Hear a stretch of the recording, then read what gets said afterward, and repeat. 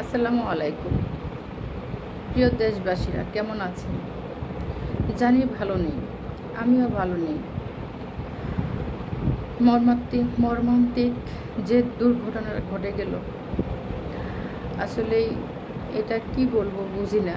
কেন এরকম হলো? আল্লাহ তাআলা কেন এরকম করলো? কোন পরীক্ষা নিল আমাদের সঙ্গে? এটা কিন্তু শুধু যার গেছে তার শুধু ক্ষতি হয়নি, প্রত্যেকটা মা বাবার মনের ক্ষতি হয়েছে। মনে করেন আমাদেরও ছেলেপেলে আছে, আমরাও স্কুলে দিই। তো এই যে দুর্ঘটনা ঘটলো, আপনারাই বলেন, মানে এর চেয়ে খারাপ কিছু হয় না। বাচ্চারা যে এমন কাতরাচ্ছে, এমন করতেছে, আল্লাহ হে আল্লাহ, তুমি তাদেরকে হেদায়েত, মানে আমি কথা বলতে পারতেছি না, অনেক কষ্ট হচ্ছে আমার। আমি কালকা যে ভিডিওটা দেখছি, কালকা থেকে সারা রাত আমি ঘুমাইতে পারি নাই, হ্যাঁ। আমার বোন ফোন দিছে, খালি বোনেরে বললাম যে ভিডিওটা দেখ, ঠিক আছে। ওই কাদু কাদু কণ্ঠে বললাম, হ্যাঁ। তো ওর পরে থেকে যে আমি কান্না শুরু করছি, যে একটা মা কত কষ্ট পাইছে, বাবা, তারপর আত্মীয় স্বজন, যে মামা, যে মামাটা চিল্লাইতেছে, দেখছেন গাড়ির মধ্যে চুমু দিতেছে, আমার মামু, তুমি কোথায়, আসো, তুমি কি কষ্ট পাইছো, তুমি কি আমাকে ডাকছো? কত ধরনের কথা বলতেছে একটা মামা, কত আদরের ছিল একটা। মনে করেন আজ একটা ভিডিও দেখলাম, যেমনে বেঞ্চে বসে আছে ওইভাবেই বসে আছে, মানে সব পুরো ছাই খায় হয়ে গেছে, ছাড়খাড় হয়ে গেছে, কিচ্ছু নেই তাদের। সবাই দোয়া করি, আমরা আসেন, সবাই আমরা দোয়া করি। আসলে শিশুদের উপরে এরকম অত্যাচার, এরকম একটা দুর্ঘটনা হবে আমরা আসলে কল্পনাও করি নাই। ছুটি হয়ে গেছে, মনে করেন 5 মিনিটের ব্যাপার স্যাপার, এই 5 মিনিটের মধ্যেই হয়ে গেল। 2-1 হয়তো বা বের হয়েছে, তারপর যাক, আজকে হচ্ছে সব কিছু, ওই যে গ্রিল টিলির কাইটটা সব বের করতেছে। তারপরে প্রশাসনের লোকেরা যথেষ্ট করছে, তারপর ফায়ার সার্ভিসরা তারা অনেক চেষ্টা করছে, ওরা সবসময় চেষ্টা করে। তারপর হচ্ছে একটা নিউজে দেখলাম, একটা লোক বলতেছে, জানি না উনি কি হয়, ওই স্কুলের নাকি হয়তো বা জনগণ নাকি প্রশাসনের লোক, তা জানি না, কিন্তু বলতেছে যে অল্প কিছু বাচ্চা পোড়া গেছে, ঠিক আছে, বেশি ক্ষতি হয় নাই, কম ক্ষতি হয়েছে। ওই লোকটারে ধরেন আপনারা, ওই লোকটারে আসলে আইনের আওতায় আনা হোক। এই কিভাবে বললো যে অল্প ক্ষতি হয়েছে? কিভাবে বললো? হাজার হাজার পোলাপান শেষ হয়ে গেল নিমিষের মধ্যেই, হ্যাঁ। মনে করেন 2 মিনিটও লাগে নাই শেষ হইতে। এই লোকটা কেমনে ভাষণ দিল, আর সাংবাদিকরা কিভাবে তার মুখের মধ্যে মাইক ধরে রাখছে, ওরা জুতা দিয়ে পিটানি দরকার ছিল। কিভাবে এই কথাটা বললো? অল্প ক্ষতি হয়েছে, ক্ষয়ক্ষতি হয়েছে, বেশি পোলাপান মারা যায় নাই, অল্প মারা গেছে।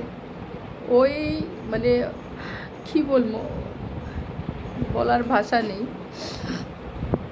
একটা মানুষ কত বড় নিচু হলে এই ধরনের কথা বলতে পারে? আর আমরা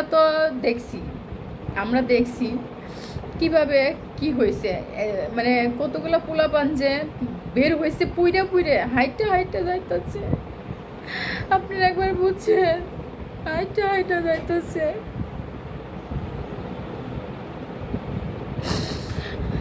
কিভাবে সম্ভব? একা হাইটা গেছে।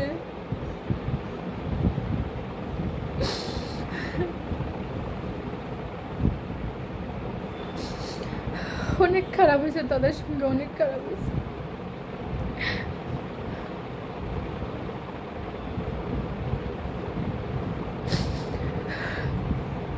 আমি স্কুল থেকে আসলাম, আমার বাচ্চাকে খাওয়াইলাম, গোসল করাইলাম, তাই এই যে কান্না করতেছি, যে ভাবতেছি যে আমার ছেলেরা আমি এত আদর করে আমি খাওয়াইলাম, ওই মাটাও কিন্তু ওইভাবেই খাওয়াইয়ে দিয়ে গোসল করে দিয়ে আসছিল।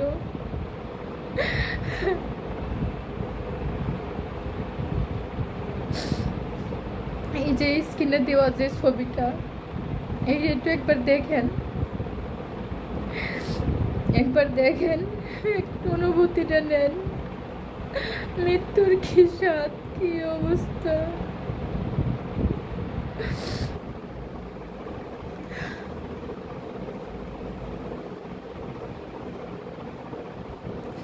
আমাদের জীবনটা শুধু একটা যুদ্ধের মধ্যে চলতেছে। এই যে আমি বসে কথা বলতেছি না, ও কথা বলতে পারি না, বিশ্বাস নাই জীবনের। আমরা সবাই ভালো থাকার চেষ্টা করি, নামাজ পড়ি 5 ওয়াক্ত, সবাই আল্লাহকে ডাকেন, তারা আল্লাহ তাআলা তাদেরকে হেফাজত করুক, বেহেশতে নসিব করুক। হে আল্লাহ, তুমি তাদেরকে বেহেশতে নসিব করো আল্লাহ। এরকম এই যে টিচারটা মনে করেন আজকে সকালে 12টার দিকে মনে ইন্তেকাল করেছেন। উনি যথেষ্ট পরিমাণ করেছেন। ওনার শরীর একদিকে জ্বলসে যাচ্ছে গন্ধে, আরেকদিকে সে বাচ্চা আগলে রাখছে। সুবহানাল্লাহ, সুবহানাল্লাহ। হে আল্লাহ, তাকে তুমি জান্নাতবাসী করো আল্লাহ। একটা মায়ের মতো আগলে রাখছিল, একা 20-30 জনরে সে পার করাইছে, তারপরে সে লুটে পড়ছে, আর পারে নাই। তারপর অবশেষে সে জীবনটা দিয়ে দিল। উনি শহীদ হয়েছেন।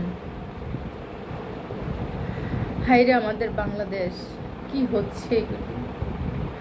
আমরা সাধারণ জনগণ, আমাদের যে মানে ভয়, আমাদের কোনো নিরাপত্তা নাই। আমাদের এত বছরের পুরানা বিমানটা কেন বের করলো? একবার আপনারা খুঁজে খুঁজে বের করেন, এত বছরের পুরানা বিমানটা কেন বের করলো? এটা একবার দেখছেন? একটু ভেবে দেখেন। এটা চালার কথা ছিল না, ঠিক আছে? এটা চালানোর কথা ছিল না। 40-45 বছর আগের বিমানটা, এত পুরানো বিমান কেন চালালো? কি কারণে চালাইলো? এটা আল্লাহ মাহবুব জানেন, আর ওনারা জানেন। ওনারা ধরলেই পাবেন। সবাই ভালো থাকেন, সুস্থ থাকেন। আল্লাহ হাফেজ।